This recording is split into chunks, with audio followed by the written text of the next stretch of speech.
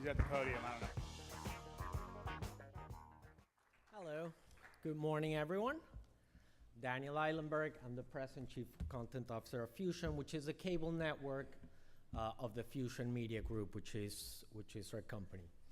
And today I want to talk a little bit about the power of authentic storytelling and some of the things that we've learned about building authentic brands. So first thing about authenticity, it's a bit of a tired word. So what I'll try to do today is unpack a little bit what it means, or at least what it means for us and some of the lessons that we've learned along the way.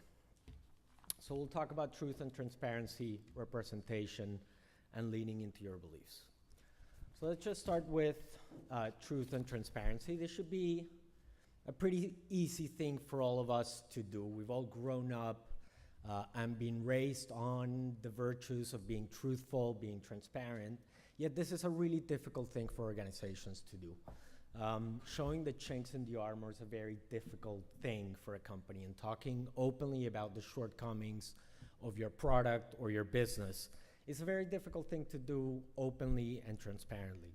Yet the market has proven time and time again that in the long run, it really pays off.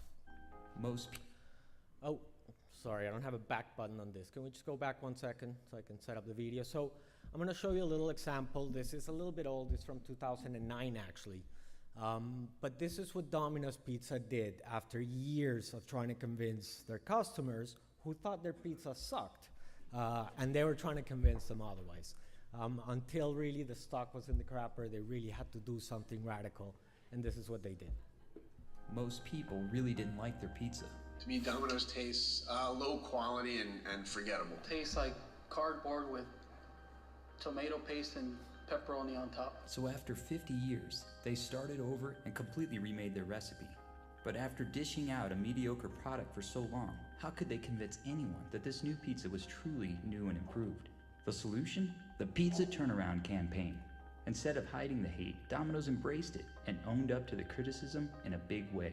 The entire story unfolded online in a 5-minute documentary, accompanied by a completely uncensored Twitter feed with every single comment about the pizza, good or bad, posted in real time in an ultimate show of transparency. Next, Domino's head chefs hit the road and brought their new recipe straight to the doorsteps of their harshest critics. Hey, listen, did you say Domino's crust is a little too rubbery? Domino's crust is a little too rubbery. I did. This is great. It was an unorthodox approach, to say the least. It takes alpha meatballs to stand up and say, America, we suck. The result of this for Domino's was a miracle. Their stock was at about $8 back then. I think it's now at around $200. And this is a real turnaround that they were able to give the company. At FMG, we can be sometimes truthful to a fault. And it can be uncomfortable at the time to see our journalists talk openly about the challenges that we have inside the company, sometimes even making fun of our own products. But in the long term, we've learned that this really pays off, because when our journalists tell the truth, that translates into trust. And that trust, we know, translates into transactions. This is the secret recipe to our e-commerce business. Our e-commerce business has a conversion rate of 16%, while the industry average is about 2 to 3%. And this is why. It's because our journalists speak the truth. And when our journalists on the Kinja Deals platform are offering people a deal, they know that this is really the best product and the best price, because our journalists will tell them if it's on. And so over time, truth leads to trust, which leads to transactions. Number 2, I want to talk a little bit about representation. This is a quote from a 1976 study on media, and it's a little bit ominous, but it's just as real today. And the reality is that the advances we've made in media really fall short.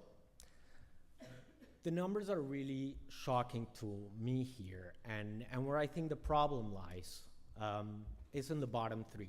10%, 8%, and 70% and 7% of Hollywood agents and television and film executives are diverse. This is a real problem, because you can't have diverse output if the gatekeepers are not diverse. And the reality is that this stands in stark contrast with what we know about the market. UCLA publishes a study every year, and every year it's the same headline. Diversity sells. It really works. And so this is a time for companies to be color brave and not colorblind. And the companies that really do this well will thrive. This is something that we take very seriously at Fusion, and it really starts with our staff. Diversity is at the core of everything that we do. And so we really made an effort to make sure that our staff represents a greater diversity. And finally, I want to talk about leaning into your beliefs.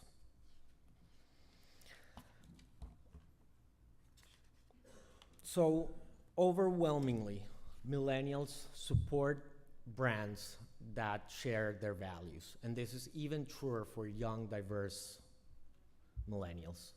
And so companies do well to stand and lean into their values. If you think about Starbucks' first campaign, it really focused on the people and the stories of the people that went to Starbucks. It didn't even talk about the coffee. The NBA has been so unabashedly progressive that it has none of the divisive issues that the NFL is living through right now. Patagonia is a brand that has really leaned into conservation and environmental protection, which is something that's really important to their consumers, and they're thriving because of it. Ooh, let me stop that 1 second, sorry. Just forget where the videos are.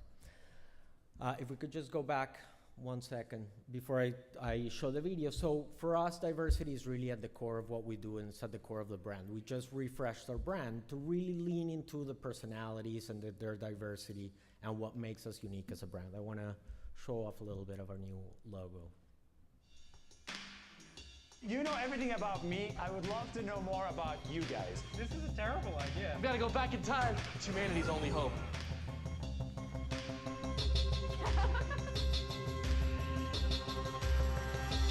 It's so beautiful. We want change. The biggest world is the one inside of us. This is what America is. We're discovering who we are every single day.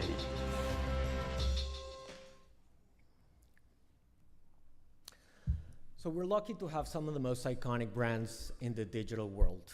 And one of the things that we've learned is that truthful, that authenticity, and leaning into what you believe really works. If you think about Deadspin, for example, Deadspin is a brand that covers sports, but has no access and carries no favor with any of the leagues. And what that translates is that they can really speak the truth about what they think. 52% of the page views on Deadspin come from super users. That means people that are coming 15 times or more to that website every month. That's a really difficult thing to do today, but that's the secret to building meaningful, authentic brands. You gotta stay true and transparent. You gotta represent the audiences that you're looking to serve, and you gotta lean into your beliefs. Thank you for your time. Thank you, Daniel.